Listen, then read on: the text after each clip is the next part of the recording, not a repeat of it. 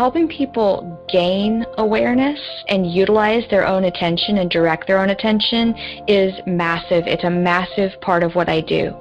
And you say those words and it sounds really easy, but anybody who's had any type of kind of repetitive thought pattern or a sense of overwhelm even, which I think we can all raise our hand, sometimes it's harder. It's easy to think of it like a strategy, but it's harder in practice, especially when something feels threatening or loaded or scary or stressful or whatever. So I help people master their own attention in a really, really easy, natural, fast, and lasting way. Welcome to the Secrets of Success podcast. I'm your host, Dr. Ken Keys. Well, one of the things that I want to encourage you as a listener today is how focused are you on how you come across in your mind and your awareness. Now, we've talked about self-awareness many times in many shows, and today's guest really helps people to get focused on themselves and to say, you know what, you are really creating your own reality. If you have a lot of critical spirit or judgment, and that judgment in a lot of cases actually could be on ourselves, and even unknowingly, where we create anxiety in ourselves, where we create stress in ourselves because of something where we are not meeting up to our own standards, and in some cases, subconsciously. So we have had an amazing interview with Mandy and just her delightful nature, and so hopefully you will enjoy that show today. Now, as always, we like you and we thank you for listening to Secrets of Success. If you like what we're doing, please pass it on, share it, leave a positive comment on whatever platform you're listening on. The other thing is the sponsorship of the Secrets of Success is consultingresourcegroup.com. And we just recently launched our new site, so it's there. And our focus is really to help people to develop that self-awareness. And one of the new things that we have online is our What Do You Really Value e-course. So my encouragement is that, what would it mean if you could make the right decision every time? And when people go through and complete our values preference indicator and then take the course and we take you through this journey of clarifying your priorities, then we can, as a sort of metaphorically speaking, make the right decision every time because you filter your decisions against those values. And so we just want to encourage that you consider that. We have that link in the show notes. So thank you again, as always, for listening. So here's our show with Mandy Barbee. Welcome to the Secrets of Success podcast. I'm your host, Dr. Ken Keys. Well, each week we're hopefully encouraging you, and I thank you for all the comments that you've had out there about the amazing guests that we've had recently. And by the way, today's no exception. We had sort of a preamble conversation, and today's guest is just a delight. She has amazing energy. So welcome to the show, Mandy Barbee. Mandy, welcome to the show. Thank you, Dr. Ken. It's a pleasure to be here. And we found out while we were just sort of chatting, we just live just 2 or 3 hours away from each other, though we can't visit each other because at the time of the recording, the borders are still closed. But that being, because you could be listening to this 3 years later and said, what are you talking about? Was there something that happened 3 years ago? No, just forget it. Just move on from there. So Mandy, thanks for joining us. And you have a company called Palladium Mind, and we'll get to that here in a bit and how people can contact you later on in the show.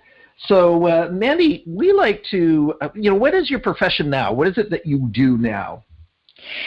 I love what I do. I'm a transformation and healing expert. Basically, what that translates to is I work with people using their innate capabilities combined with the power of imagery in order to help them transform long-standing issues in minutes and hours, not years. So all of us that have issues, you really can help us to kind of process that very quickly. Yeah, and then you can take your temperature check and find out that you're human if you have issues. So that's a good sign too. That's right. Well, I've told this joke on Secrets of Success before, Mandy, and maybe you've heard it before, but I was walking through the psych ward in a hospital. Yes, I was not a patient. And there was this poster outside one of the offices, and it said the World Conference of Functional Families. And it was a football stadium that held 50, 60,000 people, and it was empty except for 2 cars in the middle of the football field. And there were just 2 families there. And then it said in a little caption below, and it said, these 2 families are in denial. So just like there's really nobody that's normal, right? Everybody has stuff that they have to kind of process. We all do. Yeah, I love we've that. Talked about it here. But let's kind of scroll back, Mandy, is that, we'd like to hear about people's story, their journey. How did they get to where they're at? So how did that happen for you? Where was growing up for you? Or were you in Washington State then, or you said you were from the South, so you moved? So yeah, what was home life like, and where was it? I was from the South, and I still really see my roots down in the South, in the southeastern United States, in Georgia. And before I just dive into that, I just want to thank you so much for having me, Dr. Ken. One of the things I appreciate about you and this podcast, about it, is the way that you bring people together. I really shine a light on success strategies, but also the stories, because those stories are what bring us all together. So just thank you for giving me space. Well, thanks for being so kind. You're welcome. And it's interesting is because, story really does connect people. And if you are a speaker, usually it's the stories that people remember. And in fact, our brains are wired to remember stories. So thank you for that. So you were in Georgia. Are you in southern Georgia? Were you close to the Florida border, or where were you? No, I was in the north. Let's see, I'm doing my west-east right now with my hands. I was on the northwest corner, basically split the distance between the Tennessee-Georgia line and Atlanta. And one of the things that's really interesting about my background and story is that I'm the oldest of 5 daughters, 5 girls. So yeah, our family is kind of big, comparatively big, and we were all very close in age as well. And so I think I want to pick up, what was coming to mind as you were mentioning story, and I get that first sentence or 2 out, just warming my vocal cords up this morning, is like, at some point, whatever coping strategies that we've been using in life, they start to break down. So you can only, if you're not actually fluidly functioning, we're talking about the functioning families, if you're not really functioning on all cylinders as a person, with a complex personality and desires and hopes and needs and boundaries, etc., and if it's not all working together perfectly, then there are areas where you've got to be coping. And at whatever point in your life your coping starts to break down, for me, that's when I think the story kind of got interesting, because it's one thing to keep it all looking nice and perfect on the surface, but when you start to see your own cracks, even you maybe don't realize that they're cracks until they start to show a little bit more. That is when I think of it like I actually kind of got to meet myself for the first time. And I was actually a senior at the Air Force Academy. So I was very independently minded, and I wanted to support myself in coming from a sense of gratitude with all that I was given by my parents. And I headed off to the Air Force Academy. And by the time that I became a senior, I had been outwardly, by all outward appearances, functioning really well. I was overperforming. I was really high in my class, the top 5%, top 6%, and rounding the clubhouse turn, as they say, in senior year. And I started to miss my classes. At this time, I was only 21 years old when this part of my story that I'm sharing today. But you don't have a lot of options at the Air Force Academy. It's not an option to not make your classes. It's not an option to fail something at the last minute. It's a big deal. You can't just stay an extra year. You need to graduate. And so missing classes was really scary to me. And the reason that I was missing classes was even more concerning because I couldn't quite explain what was happening. As I look back, I know that I was experiencing a really debilitating anxiety that I had no idea of the origin or the reason or how to fix it. And I kept trying to put the cork back in it, but it was like, nope, you're going to deal with this. So what did you discover? What was the anxiety when you uncovered it? Well, I think I really have only uncovered it like a decade or more, like 15 years later. I'm starting to really put the pieces together. But I was just a massive people pleaser.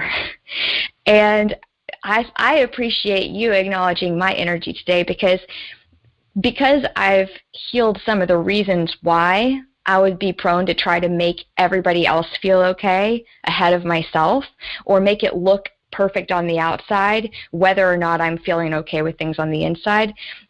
Those are some of the characteristics that I was experiencing, and it's like holding everything together with a lot of effort instead of just actually saying what's on your mind or on your heart. When you speak from that place, you don't have all this cognitive dissonance going on the inside that you're managing constantly. So by that point, I had just done so much managing, I was just kind of like, I was reaching the limits of my ability to manage at that level.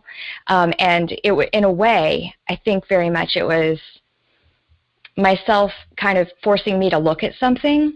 So in a way, that anxiety for me back then was a gift because it drew attention to something that I had previously been ignoring. Now, Does that make sense? That makes sense. Now, did you happen to finish your senior year? Yes, and this could actually, it's almost so direct, you won't believe. Well, what I do today is what helped me back then, and then my road since that year took so many long twists and turns before I came back to this awareness.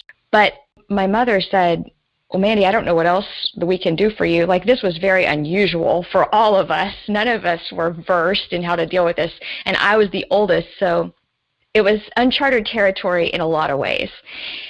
And she had purchased a hypnotherapy session for my father for stop smoking as a gift. Like, let's try this. And he was consenting and he tried it out. And she said, maybe you could go too. And maybe that would help. And I was very willing. I would do anything. I was like, yeah, sure. I was open-minded and just open to figure out, because certainly I was analyzing it from every angle, and I didn't have a lot of confidence that speaking to somebody about it in a sense of otherwise counseling. I just was like, what are we going to uncover through conversation? Mm-hmm. That was my thought at the time. And that hour spent with that gentleman, basically all a person like that helps you do is to relax your critical mind so that the information that's underlying the issue in your own subconscious can naturally rise forward, can naturally spring forward. In the absence of critical thinking and analysis, your subconscious information presents itself. And we only spent 60 minutes together, but something got reconnected in that time. And I understand a lot more about the mechanics of it now and why that was so profoundly transformative for me back then. But after that and going forward, I had a lot better emotional fluency. So I could recognize my emotions so much better. And that was like a superpower. Because if you understand what's happening automatically, and where it's coming from and why, and you can suddenly pinpoint it and go, oh, well, this is uncomfortable because of that. Then you feel like you're in the driver's seat of your own experience again. Maybe everything doesn't change instantaneously, but the awareness was there suddenly, and it was a gift after just a very short period of time. Well, you had mentioned, Mandy, I mean, our company, CRG, who produces assessments and tools, one of our number one sort of mandates is how can we improve our self-awareness that leads to self-management, that leads to self-mastery, and all wrapped in this is that concept of emotional intelligence. So that's what really you're talking about for you is yes. That I can uncover that. Now, that session, and I want to go back earlier in your life here in a minute, but that session, what was sort of did you ever really discover, what was the underpinning item that was hindering you? I basically just kept saying, I feel bad. I feel bad. I didn't really have any other access to an emotion other than just I feel bad. And it wasn't like a specific event or anything. We didn't go back. It was simply that I was judging a part of myself that I'm searching for the words right now. This aspect of that session really has helped to shape my worldview ever since that day. Because what the gentleman in North Georgia showed me through experience was that the part of myself that I was not appreciating, in fact, I was rejecting out of hand, needed to be brought back into the fold. And maybe this would be interesting. I can actually tell you what happened. Of course, it's not at all going to, it couldn't possibly make the impact that experiencing it as an individual would in the moment. But he said, okay, bring that version of you in here. Let's have a talk with her. And I was like, okay. So you just pictured, I mean, it's just imagery. Imagery is our natural capability. It happens in sleep all the time, called dreams. When you bring it into waking state, it's basically trance work.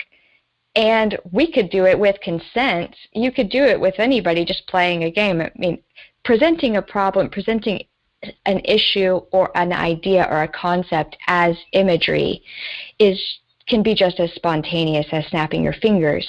And suddenly when you're working with imagery, you're working with the matter of the subconscious, which is just so cool. And I love it because it's open source. We all have access to this. We don't have to buy it. So that literacy for me, and also sharing that knowledge with others, I think is so powerful, and it's part of it's one of the things I love most about what I do. So to get back to your question, you asked me, he said, bring her in. And so, my eyes are closed. I'm pretty relaxed. This person's bossing me around. I'm very responsive to authority. I'm in the military. And I was like, okay, she's here. And he goes, all right, introduce her to your family. And in my mind, I did it in an instant. And he said, what, do they like her? And I was like, yeah, they like her just fine. And he said, all right, take her around to your friends at school. Introduce her there. And I did it in an instant. It takes seconds. And he said, do they like her? And I was like, yeah, everybody loves her. He said, take her to your church.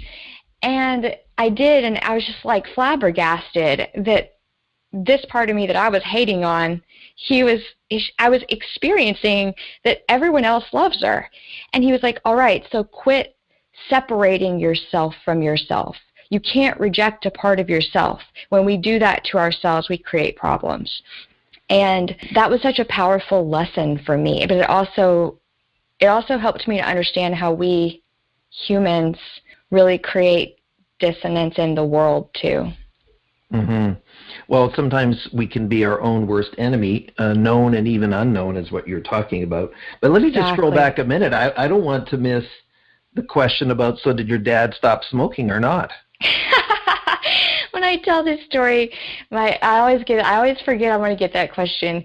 He did not. He loved to do things his own way in his own time, and I think was inherently disapproving of the idea that something else was going to help him do this in a simple way, where he was trying so hard and wasn't ready or didn't find it easy yet. And so there's I think that's an interesting tale to tell, because it demonstrates just how much this type of work, any type of work with imagery, it's really helping a person help themselves do exactly what they want to see done.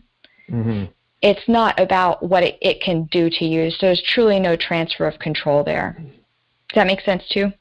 Absolutely. We recently had a hypnotherapist who does it as a keynote speaker and entertainment. And he says, we're not making people do anything that they don't agree with. It's just that we sort of release the chains so that they can freely engage.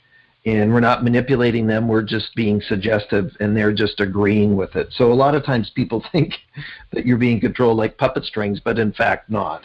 You have this agreement with that. So thanks for that clarity. Now I want to scroll back a little bit, Mandy. 5 sisters. What did your parents do for a living, like growing up? What was sort of the space like in that family as one of 5 daughters and sisters?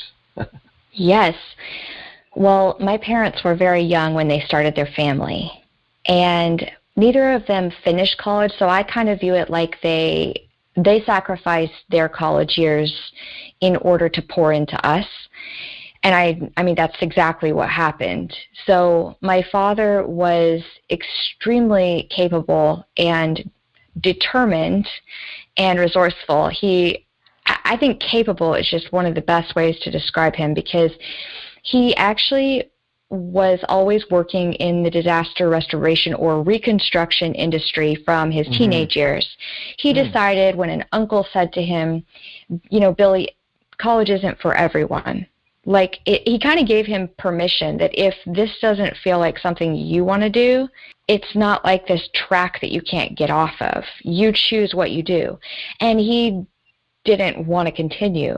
And then I was on the way, and then it was important to have a focus on income, I think, is, you know, I'm just trying to figure out, like, he and I didn't talk about this a whole lot, but it's just like he went into full-blown entrepreneur mode. And when at one point he was doing every single job in the business, and I remember this, you know, from running the books to hiring, firing, doing the work, all aspects of the work, you know, the construction and the rehabilitation of certain homes, the restoration of homes that had been water or fire damaged. He built it from a one-person operation up to like 80 people throughout his life. And my father I speak about him in past tense because he's no longer with us. He passed away a few years ago. And I just miss him, like, a lot. I imagine. I miss him greatly. You think about eldest daughter, just that connection there. So yeah, I get that. He's so, yeah, thank you. And it's always a joy to remember him. He was such a dynamic personality, and one of the things that I admired most about him, and I couldn't put it together, I never could put my finger on just how special he was until recently it kind of became more obvious to me. When he loved to laugh, and he would always make jokes, but never at others' expenses. He was quite alpha, and he would always find a way to make the joke at his own expense, so everyone could laugh, but nobody would dare. Nobody was at risk of having toes stepped on or accidentally getting feelings hurt or anything like that. It was a very humble way to interact that was also just a very strong trait of his that I really admire. He was a powerhouse when it came to his work, and my mother stayed home with us. And so I remember... Well, there's nothing to do with 5 kids, 5 daughters. Oh my God, I can't even laugh at that, you know? It's just it was so much. Yeah, and I think I appreciate that even more to this day. You know, sometimes whatever I'm focusing on, I love to pour myself into things that I create, and certainly that includes, and the primary is my work. But now, there's a huge sacrifice. Your dad, or did the company, was it sold, or did it discontinue? It is still surviving. My mother is. Are there any family members in there? Yes, we almost all worked in the company at some point, and that's also was a huge honor. And right now, since his passing, my family has been running it. Various people stepping in at different times, but principally my mother and another sister. Awesome. Yeah. You know, when these things occur, my father-in-law passed away 20-some years ago, and my wife was only 40. So that we get that, where, you know, that when they're younger. And then my dad's dad died when my dad was 16 years of age. So you have these impact, the downstream, and so people pick up the pieces from there. But it sounds like, if you are sort of summarizing what you're saying, is that really was an environment of encouragement that your parents, and that they really were helping their kids to kind of be their best that they could be. It wasn't something that was oppressive. No, my gosh, it was like, yeah, I think also not having a lot of resources. It's interesting because how we perceive resources, especially as a child. What perspective did I really have about whether we had a lot or a little? I knew that it was important to conserve. I knew that it was extremely important not to waste. We were very thoughtful about how money was spent, but I was bought many gifts, and not inexpensive ones at that too. So, but it's like we truly didn't have a lot extra. And when I think about how much they made those resources, including time, stretch, it's really amazing, because even to get into the Air Force Academy, that process is there. I mean, I had to drive some kids' families. Sorry, I know I'm kind of all over the place with this, but my mind's a little blown when I think about the privilege that I had with them even being able to drive me during a weekday down to Atlanta to interview at the senator's office. At a certain time, you've got to show up. If you're 15 minutes late, you're out. And then you get interviewed by 5 people. We borrowed interview resources from the library for free, and I practiced interviewing with my mother. She rehearsed with me so that I could learn how to interview at the age of 15 or 16 down in the state capitol. And I mean, just like mailing thing after thing after thing in, meeting deadline after deadline. If you miss a deadline, you're really setting yourself back, if not taking yourself out of the running. So just now, sorry to interrupt you, Mandy. Sure. What was driving you to go there? What was your interest in the Air Force? Back then I had an idea of what it would mean to fly, and I thought that I wanted to be a pilot. And I actually was pilot qualified. So I got into the Naval Academy as well, which was a huge accomplishment. But I elected the Air Force because suddenly, sometimes you realize things when you're in the middle of them. And when I got into the Naval Academy, I was like, what was I thinking? I don't want to be on a boat. So stuck in the ocean for 6 months? Okay. Right. So I guess I had the luxury. I was picky and I got to choose because I got into both schools. But watching my dad, both in their own way, both my parents really encouraged independence. And my mom always encouraged, make yourself options, and helped me to achieve the requirements of having options available to me. When sometimes kids don't have a perspective on time, they don't have a context for time. And so what feels like not a big deal, miss class a few days, get a few C's or a B or something, it would have really impacted my ability to go to the school that I wanted to go to. And my father, on the other hand, working as hard as he did, I didn't want him picking up the check, which he had offered to find a way to do. I didn't want him paying for my college, having not benefited from completing school himself. So I was looking at ways that I could achieve, because I was just a super achiever. I like to check things off. I like to compete with others, and also be independent and financially independent, support myself, and also travel the world. So something that's interesting about me is I've actually been to all 7 continents. Now, was that through the Air Force?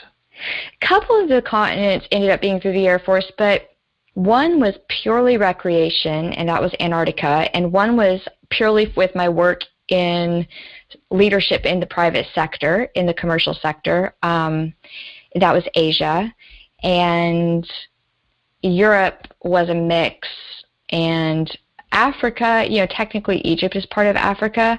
So while I haven't spent a lot of time in Africa, technically I've been on the continent, and you can't go for the first time twice. So that's my step onto the African continent. Well, there you go. Now you just covered a whole bunch of stuff there. Now, Mandy, we are already halfway through the show, so we're going to have to pick up our pace. How's that? Okay. Let's do it. And that's because there's so much you have to offer, so we don't want to miss that. So when we think about, you've completed the Air Force Academy, so you have this anxiety situation that occurred. You go to a hypnotist. It helps you. It helps you to really kind of filter through how you were filtering your own perspective. So what did you do next? So you graduate from Air Force, from school. Then what? What did you do for the next little bit? Did you stay in the Air Force, and what was the role that you played there? Yeah, I will pick up the pace so that we can go all the way through to current day. I was an aircraft maintenance officer at Langley Air Force Base and had the pleasure of working with the F-22. It was becoming operational, fully operational at the time, and that was just a really cool time in history to be a maintenance officer for a fighter aircraft like that.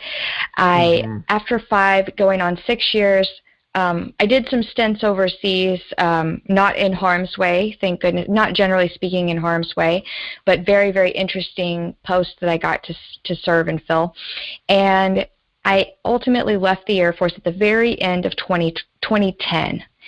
And then I wound my way through 4, if you count my dad's business, 4 different commercial industries, leadership roles in operations and at the front end of business management like product development or product management. 3 different industries, commercial space, commercial aviation parts, and medical device manufacturing as well. And around, we've already touched on this, but around the time that my father passed, I had already started practicing part-time as a hypnotherapist for a lot of reasons in Seattle, right here in Seattle. Now, how did you get to Seattle from Atlanta? How did you land there? I was back in Atlanta after the Air Force, and the first job that I took after my transition was in south of Portland, Oregon. And I worked there for a couple years, but when I showed up, I figured out that they were in a process of trying to migrate the manufacturing out of country. And so I spent a couple years working for the company. I got a couple promotions. It was a really cool first real job outside of the military. But I could tell about halfway through, maybe 14 months in, I was like, there was not as much runway there. And if I wanted to stay in the Northwest, as you know how amazing it is up here, which I really did. I was alpine climbing at the time. I really dove deeply into alpine rock and ice climbing through those years, and I kid you not, I was obsessed with it. And so I was like, I just got here. I am not going back to Kalamazoo to work in sales for this company if I want to stay on board. So I ended up getting a job up in Everett, Washington, with a different company, different industry, different role. And most people don't know it's the home of Boeing. That's right. And so this was an airplane parts manufacturing company, and highly proprietary, highly engineered, very profitable, and it was just a really cool job to be managing that business unit. And did that for a couple of years, ultimately took a break spent about 1 year just rock climbing. And in the space of that time was when I thought, I had come back. There had been another trauma. There had been stuff going on in my personal life, and I went back to hypnotherapist at that time for the first time in 10 years. And I was like, I want to do this. I was just like, it hit me like a bolt of lightning one day. I was like, I got to do this for a living. So I started to train for that. I started my practice, and in the meantime, a job with the Paul Allen Company just dropped in my lap. Paul Allen Company's, at the time, I was hired by Vulcan and ultimately became an employee of Strata Launch, so in the commercial space business. And it was one of those like... Sorry to interrupt you, but Paul Allen has one of the nicest airplane museums in the world for World War II aircraft, just near the Boeing field in Plain Field. Are you familiar with that? I'm familiar with it, and the name is slipping my mind, but I love that you're aware of it too. I am also... Well, I've been in it.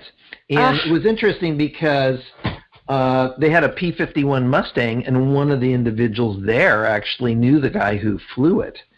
So during World War II, I said, well, what's the odds of that?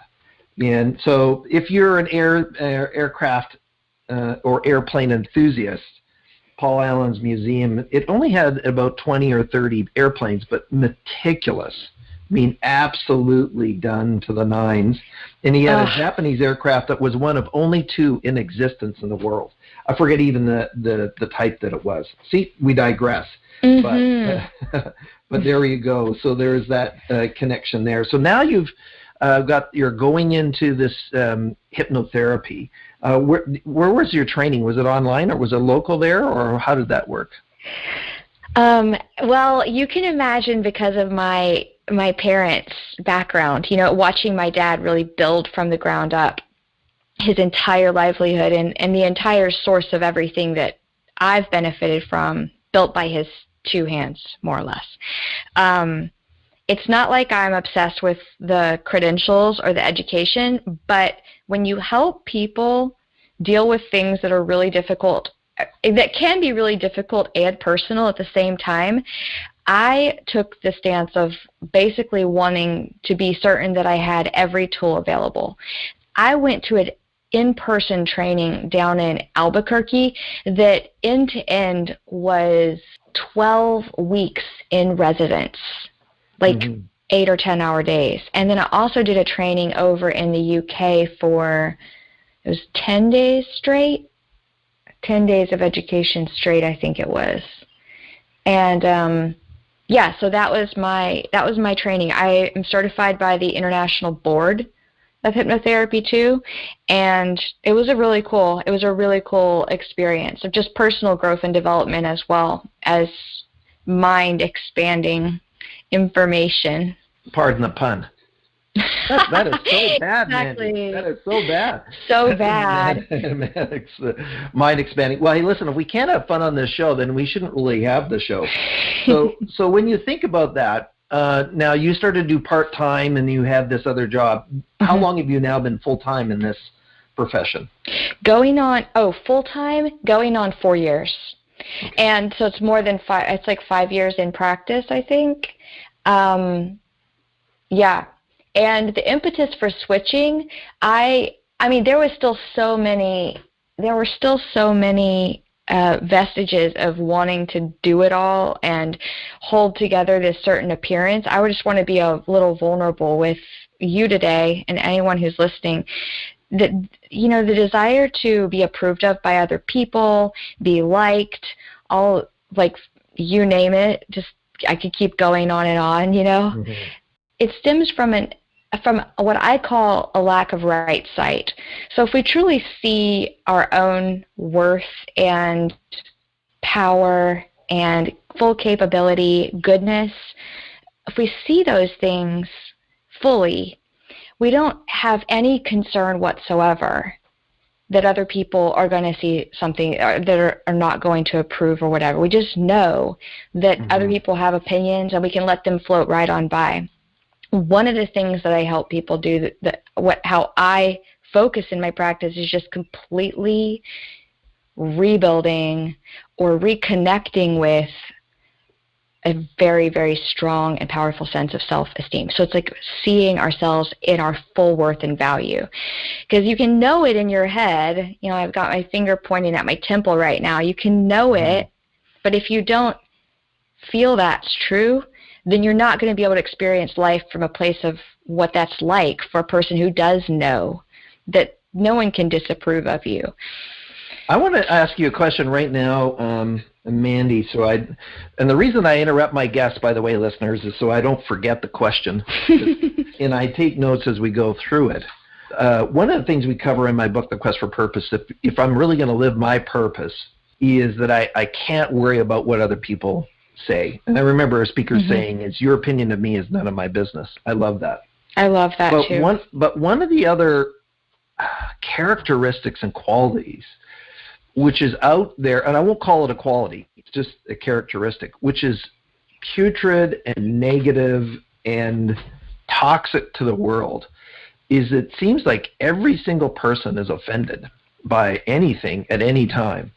Where does that come from in your practice, in your work, in your profession? There's so many different flavors and reasons why.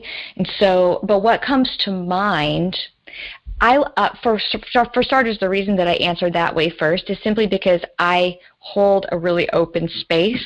Like, I don't presume to know what the difference between one corner case and another. Like, I don't know for sure. So I like to stay in my lane when I diagnose. But of course, I've got opinions, and also I see patterns through my work, which is what I know you're inviting me to share. And I think that what I see most often when people are taking offense is there's been prior judgments of, like, distinguishing, well, what you did is wrong there and what you did is right there. Or this is black and white. It's right or it's wrong. And these types of really harsh assessments of essentially meaningless activities or things that don't really have any personal objective information assigned to them or meaning assigned. This is how we give back what we were given. And I just think it's kind of like people generally express from the bank of what was modeled to them. And through experience, we can add to our repertoire, but we're still starting from what was initially modeled, whether that's in the family or in the classroom as a young kid or whatever. How does that land? Well, it lands fine. I mean, I was just relating to a recent event where this woman, got engaged to an individual, and her parents didn't approve of his views, and so they decided they're not going to go to her wedding. And so and so she posted that on online in a video, that her dad wouldn't walk her down the aisle because of the political views of her to-be husband. Anyways, that's harsh. It's dysfunctional for sure. Now, Mandy, we only have actually a few minutes left. But I want to do for the listeners is say, what are some specific strategies and things that the listeners can consider from your expertise, to take their life to the next level, or to think about, or to reflect on? So what can you give us in about the next 5 to 7 minutes? Okay, great. Well, maybe this is a great example of, I can example it from my own life and what we were just talking about. I put some thought to this ahead of time, because I always like to think about what could maybe make a shift for somebody or change a life or provide value just in a short conversation. And the things that came to mind were, and these are really the tools of my work. I use a lot of techniques and stuff, but helping people gain awareness and utilize their own attention and direct their own attention is massive. It's a massive part of what I do. And you say those words and it sounds really easy, but anybody who's had any type of kind of repetitive thought pattern or a sense of overwhelm even, which I think we can all raise our hand, sometimes it's harder. It's easy to think of it like a strategy, but it's harder in practice, especially when something feels threatening or loaded or scary or stressful or whatever. So I help people master their own attention in a really, really easy, natural, fast, and lasting way. And the other one that is maybe my favorite is applying non-judgment. So if awareness is our attention, then non-judgment is a way to use your attention that's not going to harm you or others. And me personally, I just really resonate with this, because I see that, like you were talking about with the father and the bride, and the pain that decision created, is even when we draw these hard lines, we're just creating a judgment. And when we judge something, what we're doing is we're establishing a separation between us and it. And of course, there are lots of reasons why it's important to have judgments and have opinions, but how we use judgment can always be improved. And this is the greatest opportunity that I see for people. And again, there's plenty of ways that I help people that I would argue they can't necessarily help themselves. I'm no different. I need help sometimes to do certain things that I just can't do for myself. It's the nature of certain issues that we might need to work or whatever, help that we need. But non-judgment is one of those things that you can start applying right now without having to spend a dime. So how do I do that? Yeah. So let me see if this example makes sense. I was just explaining a bit before how I was such a people pleaser, and I was still hanging on to some of these vestiges of wanting external approval when I was working for the Paul Allen Company. I mean, surely this job it was like it was dropped from heaven just for me. I couldn't believe. I hardly had to make effort towards it. And meanwhile, I was practicing a real core passion of mine on the side, and I felt like I can do both of these things. And I realized later, especially around the time that my father passed, I said to myself, Mandy, you only get one life. If this is your life, and you're trying to split it doing two things with Virtuoso, guess what? You're going to fail at doing either of them that well. And so some of the fears that were holding me back before from just going full time into something was there were fears around, well, what are people going to think? Again, just being really vulnerable, like if you look behind that fear, what are the judgments that I'm holding about someone working in the profession that I really long to be working in at the time? It feels like just yesterday, but how could I step into greater acceptance of myself? One of the things is applying softness. So what's interesting about non-judgment is it's kind of like if somebody has a hammer and they're just banging the stairs, banging the nails down in the stairs, and you say, well, why don't you stop judging? Why don't you stop hammering right now? And they go, I don't know how, and they just keep hammering. You just go, just put the hammer down. Here, let me just take this from you, and just stop doing it. Practicing non-judgment can almost be that simple. And now I'd love your feedback, because maybe I'm too deep in it, but what do you think about that? Like when we're applying judgment to ourselves or to another person, it's kind of like we're taking a hammer, and it can be as simple as putting it down and stopping to create some space and listen to what might be causing us to want to apply that judgment. When you think about it, Mandy, and those of you that are listening, and I just want to wrap sort of a thought around what you're saying, Mandy. My mother-in-law lives in a independent living for, a nursing home, kind of want to call it. So my mother-in-law is 90 at the time of this recording and still alive. Wow. And there's a couple of, it's quite capable, quite physical, out and about, planting flowers, doing all that kind of stuff, and that's one of the reasons why she's 90 and alive. But she has 2 or 3 people in her building that are just toxic, right? And just this critical nature. And it seems to be that is all they know. So part of is, when those of you that are listening, and I always state from a leadership point of view, never underestimate a toxic person because they pollute the entire waterway, has anybody really helped them to stop? And I think a lot of times they don't even know that they are just that critical. It has now become their personhood. Yeah. Is their identity. It's who they are. So how do you get people to unhook from that? Yes, you get them to stop, and hopefully it's that easy. And I suspect that most people that come to see you are already open to change. But what if I have somebody beside me, Mandy, who is not so open and doesn't want treatment and is like this? What do you say to your clients about who are in environments like that?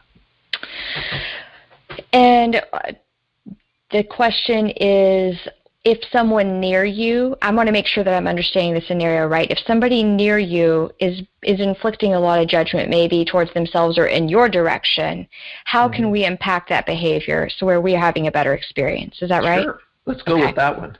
Okay.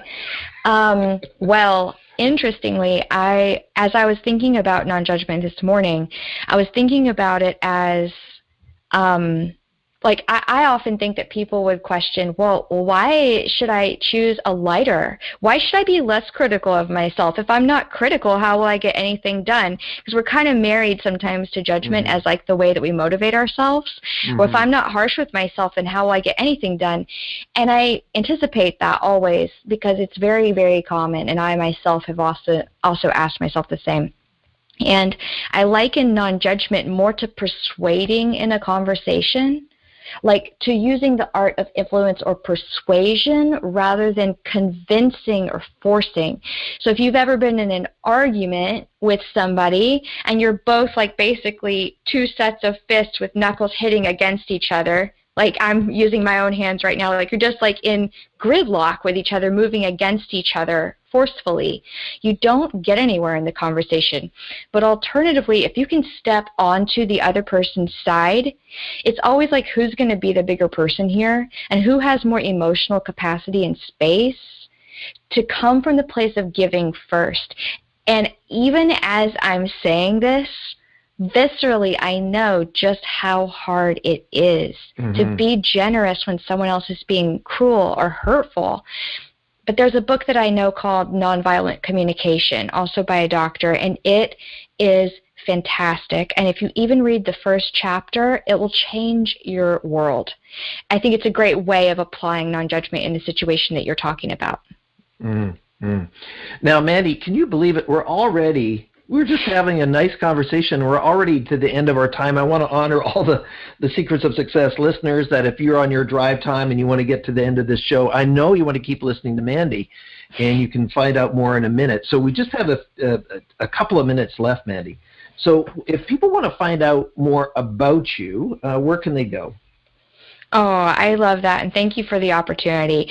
I really love to connect with people, and my website is a hub for sure, and the gift is my website, palladiummind.com, and this is an easy way for us to connect, because I pour a great amount of value and energy and love into my email list in very focused emails. They're not like daily, it's not like spam. I just pour. I know how I like to receive emails, and it's intentionally.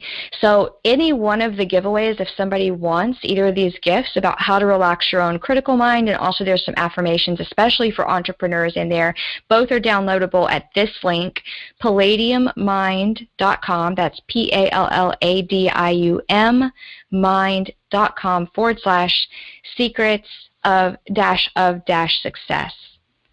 We'll put that URL in the show notes for sure, Mandy, because if you're driving, don't try to remember it, or you could just rewind.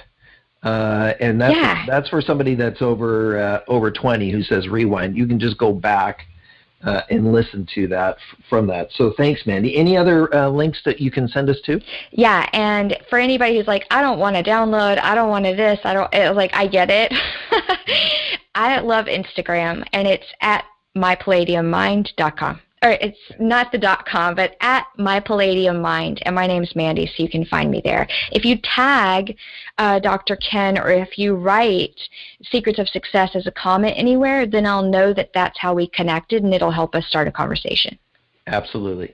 Now, Mandy, I'm sorry that we're already at time, because I want to kind of keep going, but I just want to respect our listeners a little bit in their time. What would be sort of a final piece of wisdom or a suggestion and a how-to for our listeners beyond what you've shared up to this point, for them to really take their life to the next level? Lots of thoughts crossing my mind, but here's the one. Relaxation of our critical minds is not only really vital for our health, it also expands creativity like almost instantly. This is another way of describing the meditative state. And I think personally, from my experience as a human and in my practice, etc., I see a lot of people struggling to apply meditation and really trying to apply meditation. And what the value is, if this wisdom is going to make a difference for somebody, like I think it has a great amount of potential to do that. The state itself is what's going to create the change for you. Accessing the state itself, which just simply means accessing your own imagery or relaxing analytical or critical thinking for a few minutes. And so this is permission just to allow yourself to have some fun while you're relaxing your critical mind and not try to get meditation right. I see a lot of people struggling that way, and then meditation becomes just another way that we kind of can beat ourselves up. And I hate to see that happening, especially when it's so unnecessary. So that's my parting gift. Well, thanks, Mandy, for that.